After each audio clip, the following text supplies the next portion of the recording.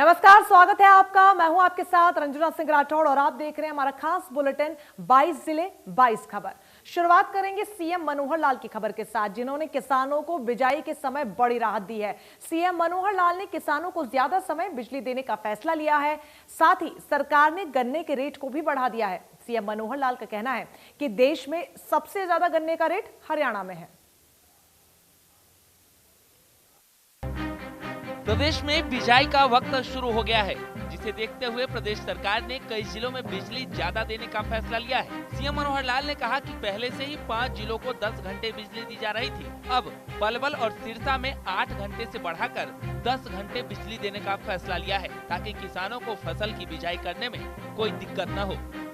फसल की बिजाई शुरू होने वाली है, तो हमने कुछ जिलों के अंदर बिजली के टाइमिंग बढ़ा दी है। पहले 5 जिलों में, 2 जिलों में और हमारे पास मांग आई है, वो पलवल और सिरसा जिले की, और वो भी आज से कह दिया गया है कि 8 घंटे के बजाय उनको भी 10 घंटे बिजली दें। 2 घंटे की बिजली उनको ज़्यादा मिलेगी। साथ ही सीएम मनोहर लाल ने गन्ना किसानों को दिवाली पर तोहफा देते हुए गन्ने के दाम में 10 रुपए की बढ़ोतरी की है, जिससे प्रदेश का किसान अब गन्ने को 340 रुपए प्रति क्विंटल की जगह 350 रुपए प्रति क्विंटल बेच सकेगा। सीएम मनोहर लाल ने दावा किया है कि देश में गन्ने का सबसे अधिक दाम हरियाणा में मिल रहा है। ऐसे तो क्योंकि बाजार में चीनी के भाव अभी पर्याप्त नहीं है, फिर भी क्योंकि किसानों की मांग है, इसलिए इस बार हमारे जो किसान बंधुओं की मांग को ध्यान में रखते हुए सरकार ने निर्णय किया है कि 10 रुपया क्विंटल इस बार जो रेट है वो उनके बढ़ाए जाएंगे। अभी तक जो रेट 340 रुपये प्रति क्विंटल था, उसको 350 रुपये क्विंटल किया गया है, और ये हमारा जो रेट है पूरे देश में सर्वाधिक है। Highest rate of sugar cane ये हरियाणा में है। MBBS के फीस बढ़ाने को लेकर सीएम मनोहर लाल ने कहा कि उनकी फीस ज्यादा नहीं बढ़ाई गई, सिर्फ 10 लाख का बॉन्ड बनाया जाएगा। बॉन्ड भी उसे भरना होगा जो सरकारी नौकरी नहीं करेंगे या डिग्री लेकर बाहर जाएंगे। जो सरकारी नौकरी करेगा उसका बॉन्ड सरकार भरेगी। ये गलत है, कई गुना बढ़ा दिया गया है, क्योंकि फीस तो सामान्यतः जो पहले 60,000 रुपया MBBS की होती थी, उसको 80,000 रुपया किया गया है।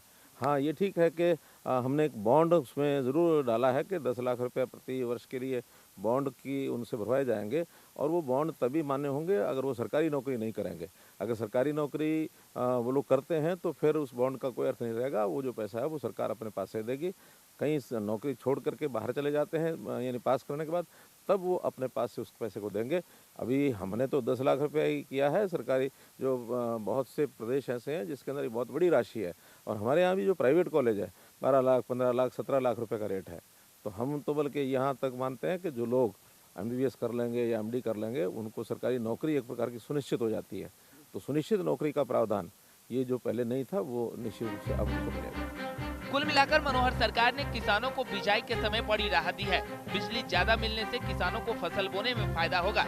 वही गन्ना किसानों के लिए भी राहत का रेट बढ़ाया गया है। Bureau report, India news, Haryana. और अब बात बड़ौदा के रण की, जहां पर बड़ौदा का बादशाह कौन होगा, इसके फैसले की घड़ी अब आ चुकी है। मंगलवार को तस्वीर साफ हो जाएगी कि बड़ौदा की बाजी किसके हाथ में लगी है। इसके लिए मतगणना की भी पूरी तैयारियां कर ली गई हैं। जिस दिन का प्रदेश की राजनीति को इंतजार था, अब वो घड़ी दूर नहीं है। मंगलवार को बड़ौदा की जनता का फैसला सबके सामने होगा।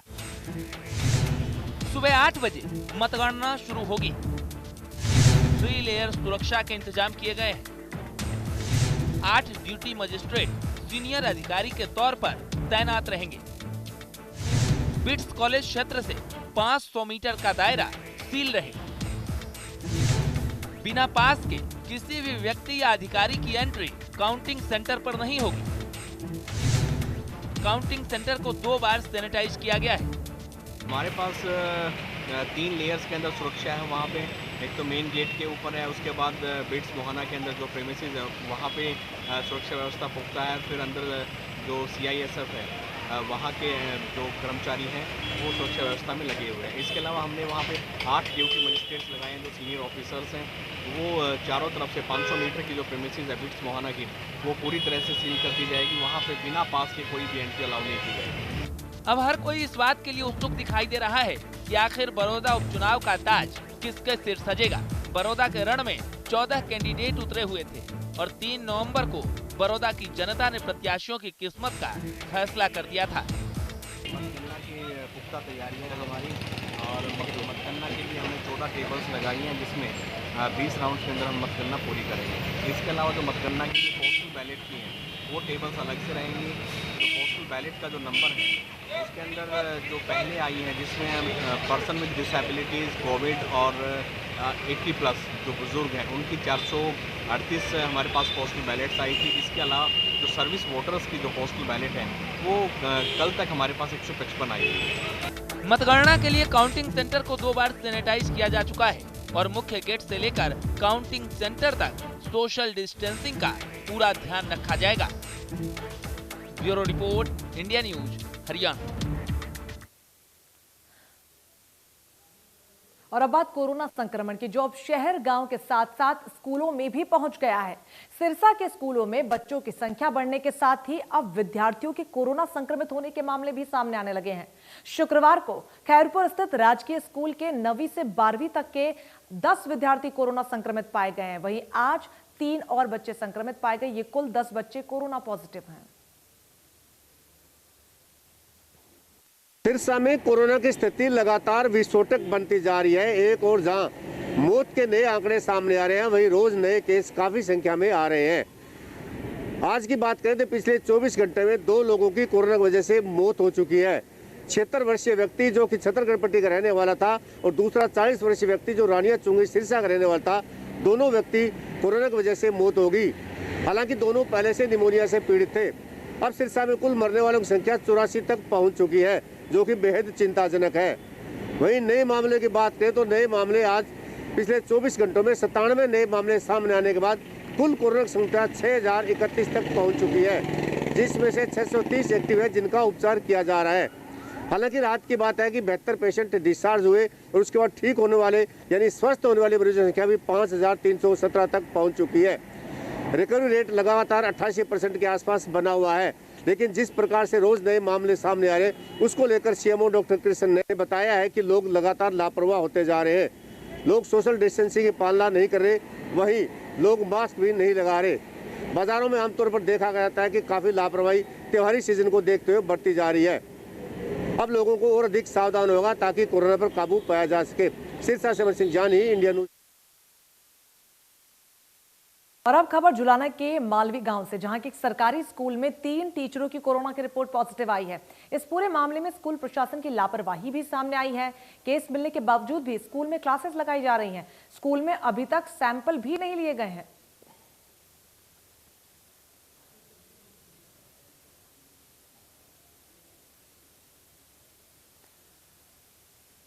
तो वही कैथल में कोरोना की रफ्तार पर ब्रेक लगती हुई नजर आ रही है। एक दिन में जिले में 2 नए मरीज सामने आए हैं। कैथल में कोरोना का अब थमा हुआ दिखाई दे रहा है। कैथल के अंदर आज 2 कोरोना पॉजिटिव मामले आए हैं और अगर हम बात करें मौत का आंकड़ा की तो 45 की संख्या मौत का आंकड़ा कैथल में पहुंच चुका है। और अगर हम बात करें टोटल पॉजिटिव केसों की संख्या तो 145 की संख्या कैथल में इसकी पहुंच चुकी है। और अगर हम बात करें टोटल रोगियों कोरोना पॉजिटिव रोगियों की संख्या, टोटल कितनी संख्या कैथल के अंदर है, वो 3086 की संख्या कैथल में पहुंच चुकी है। इसकी पुष्टि कैथल के जिला महामारी अधिकारी ने इसकी पुष्टि की है और उन्होंने अपील भी की है कि बहुत ही कम घर से बाहर निकले और मास्क का प्रयोग करें और सोशल डिस्टेंस का भी ध्यान रखें।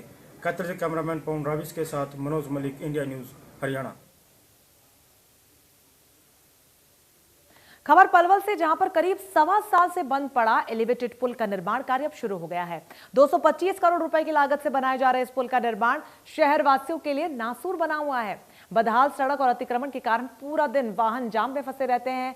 अब पुल का निर्माण कार्य शुरू होने से शहर वासियों को जाम और प्रदूषण से राहत मिलने की उम्मीद है। आपको बता दें कि 3 अगस्त 2017 को राष्ट्रीय राजमार्ग को 6 लेन करने के तहत शहर में एलिवेटेड पुल के निर्माण कार्य का शुभारंभ हुआ था।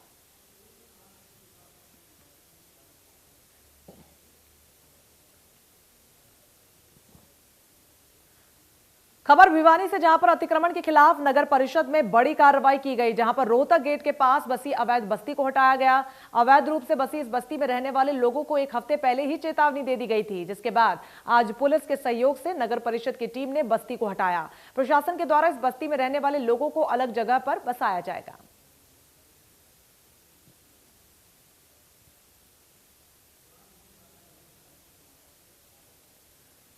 खबर टोहाना से, जहां पर रतिया रोड स्थित अतिरिक्त अनाज मंडी में कार्यरत मार्केट कमेटी अधिकारियों और कर्मचारियों पर राइस शेलर मालिकों ने भ्रष्टाचार के आरोप लगाने के वायरल वीडियो पर इंडिया न्यूज हरियाणा की खबर का असर हुआ है, जिसके चलते सरकार ने एक्शन भी लिया है। सरकार के निर्देशानुसार गठित जिला स्तरीय कमेटी ने एक शिकायतकर्ता समेत अन्य लोगों के बयान दर्ज कर लिए हैं ताकि जांच को आगे बढ़ाया जा सके। जांच के लिए आए जिलाधिकारी रामबीर जगलान ने रिपोर्ट तैयार करके उच्च अधिकारियों को भेजने की बात कही है ताकि दोषियों पर उचित कार्रवाई की जा सके। बता दें कि टोहाना के रतिया रोड स्थित अतिरिक्त अनाज मंडी के गेट के बाहर शैलर मालिकों, मिलरों और किसानों में मंडी के गेट के बाहर आरोप लगाते हुए प्रदर्शन की वीडियो को सोशल मीडिया पर वायरल कर दिया, जिसमें सरकार से दोषी अधिकारियों पर कार्रवाई की मांग भी की जा रही थी। आगे जांच की जा रही है और मुख्य जो शिकायतकर्ता था आज वो जांच में शामिल नहीं हुए हैं, तो हमने मार्केट कमेटी से रिकॉर्ड लिया है, मंडी का दौरा किया है और छानबीन की प्रक्रिया को आगे बढ़ाते हुए जो भी एक इसमें जो शिकायत करता है वो इसमें शामिल है, उसके बयान दर्ज किए गए हैं। जल्दी इसकी जो जांच कार्रवाई को पूरी करके रिपोर्ट उच्च अधिकारियों को कार्रवाई के लिए भेज देंगे। अभी इसमें कुछ नहीं कहा जा सकता। जो शिकायत है ये जांच जारी है। जो शिकायत है वो क्या थी सर, जिस पे आप आए हो? शिकायत ये थी कि मंडी में गेट पास जारी कर्मचारी नहीं कर रहे। मंडी सुपरवाइजर वीरेंद्र उसके बारे में उसके ऊपर आरोप लगा रहे थे और ये बता रहे थे कि भाई हमें गेट पास जारी करने में दिक्कत है। कार से अपने भाइयों के साथ कुरुक्षेत्र जा रहे रादौर के वार्ड नंबर 4 के पार्षद देवेंद्र लक्की पर सांगीपुर गांव के पास रजिस्ट्रेशन कुछ लोगों ने फायरिंग कर दी। बताया जा रहा है कि हमलावरों ने पार्षद पर 3 राउंड गोलियां चला दी। गनीमत रही कि केवल एक गोली कार की डिक्की में लगी, जिसमें वो बाल बाल बच गए। पार्षद देवेंद्र लक्की के भाई धर्मवीर ने रादौर पुलिस को इस बारे में जानकारी दी, जबकि पुलिस ने बताया कि दूसरे पक्ष की ओर से उन्हें शिकायत मिली है। फिलहाल पुलिस शिकायत के आधार पर कार्रवाई में जुट गई है। बता दें कि 2 कारों में सवार होकर आए 10 से 12 हमलावरों ने पार्षद देवेंद्र लक्की की कार को साइड मारी और लोहे की रॉड से तोड़ डाला।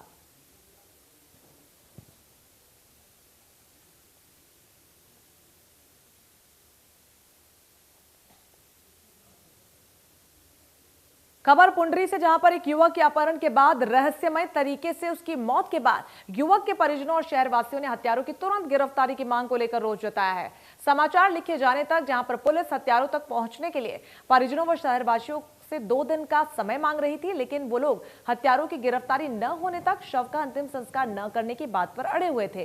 परिवार वालों और शहरवासियों ने शाम करीब 4 बजे युवक की लाश को गुरु रविदास मंदिर पुंडरी में बने अंबेडकर भवन में फ्रीजर में रख दिया था और पुलिस को 2 टूक कह डाला कि यदि 2 दिनों में आरोपी गिरफ्तार नहीं हुए तो अगली कार्रवाई के लिए प्रशासन जिम्मेदार होगा।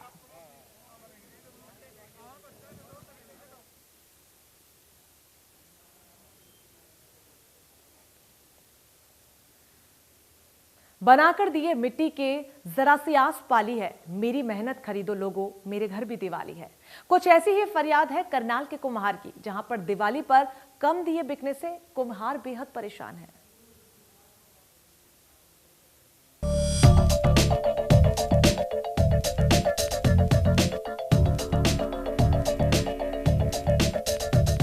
परंपराओं पर आधुनिक जमाने की चकाचौंध भारी पड़ रही है, क्योंकि इस बार दीपावली के मौके पर फिर से आपको मिट्टी के दियों की जगह बिजली के बल्ब चमकते हुए नजर आएंगे। दियों को दीपावली के प्रतीक के रूप में माना जाता है, इसके बिना त्योहार नहीं मनाया जा सकता। लेकिन आज इलेक्ट्रॉनिक सामान को दिए की शक्ल दिए जाने के बाद मिट्टी के दियों की मांग काफी कम हो गई है। इससे कुम्हार का पारंपरिक व्यवसाय तो प्रभावित हुआ ही है, साथ ही उसकी दीपावली भी फीकी पड़ गई है। दिवाली के मौके पर मिट्टी के दिए बेचकर कुम्हार के घर पर दिवाली अच्छी होती है, जिसका इंतजार भी उसे साल भर रहता है। आधुनिकता के जमाने की चकाचौंध अब कुम्हार और उसके व्यवसाय पर भारी पड़ने लगी है। बहुत दिनों से यही काम करता आ रहा हूँ, मतलब मेरा परिवार पूरा यही काम करता आ रहा है। दिन पर दिन अब तो इसकी सेल घटती जा रही है और हमने एक तो हमारे बच्चे हैं जो वो भी नहीं काम कर पा रहे हैं इसको, तो दिन पर दिन छोड़ते जा रहे हैं कि उसमें मार्जिन तो होता नहीं है। रेट वही दे रहा है कस्टमर, 10 रुपये के लेता है, 10 के 10 लेता है, उसमें मार्जिन तो कुछ होता नहीं, ना मिट्टी मिलती है ना वो कुछ मिल रहा है। और ईंधन है जो पकाने के लिए वो भी बहुत कठिन से मिल रहा है, नहीं मिल रहा है। कुछ दशकों से मोमबत्ती ने दिए का स्थान लिया और अब तो बिजली से जगमगाने वाले दिए ही घरों में दिखाई देते हैं, जिसकी वजह से दियों की मांग दिन ब दिन कम होती जा रही है और एक और प्रथा खत्म होने की कगार पर है।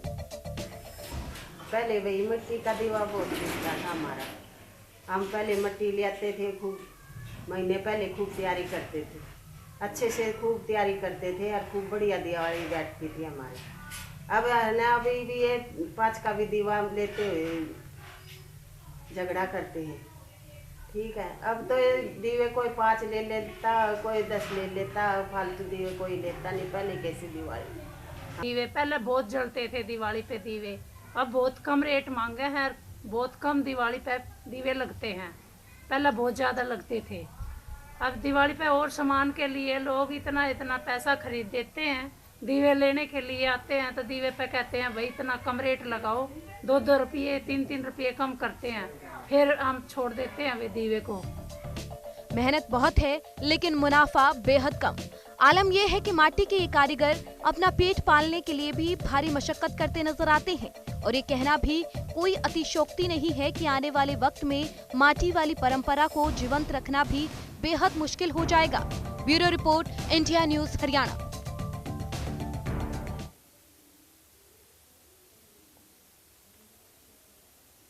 और अब खबर भवानी खेड़ा से, जहां पर हाथ की कारीगरी से त्योहारों पर मिट्टी के सामान का निर्माण करने वाले कुम्हार इस बार मायूस और परेशान हैं। आज बाजारों में चाइनीज सामान और कोरोना काल की वजह से मिट्टी के सामान की खरीद कम हो रही है, जिसकी वजह से उनकी दुकानदारी इस बार संकट में है।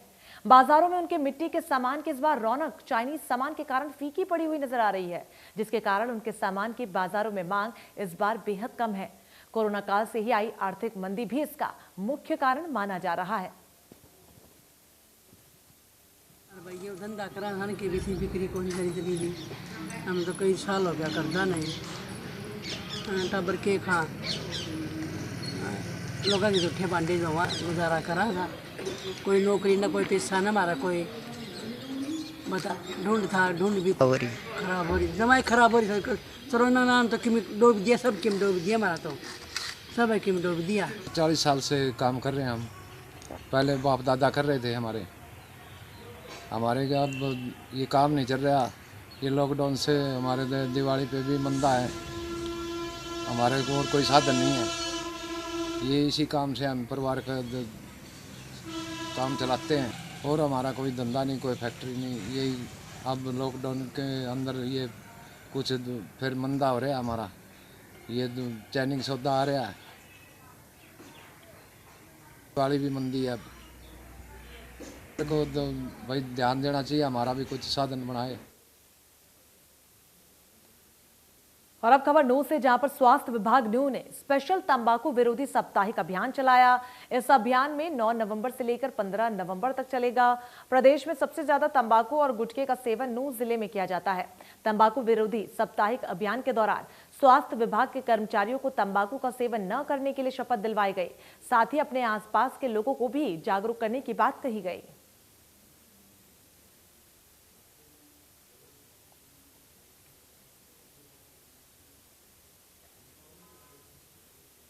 कोरोना के खिलाफ लड़ाई में इंडिया न्यूज हरियाणा की मुहिम लगातार जारी है और इसी कड़ी में गुरुग्राम के जोन हॉल में शपथ कार्यक्रम का आयोजन किया गया, जिसमें कई बड़े नेता और तमाम बड़े अधिकारी, स्वास्थ्य विभाग के अधिकारी समेत कई क्षेत्रों के लोग मौजूद रहे।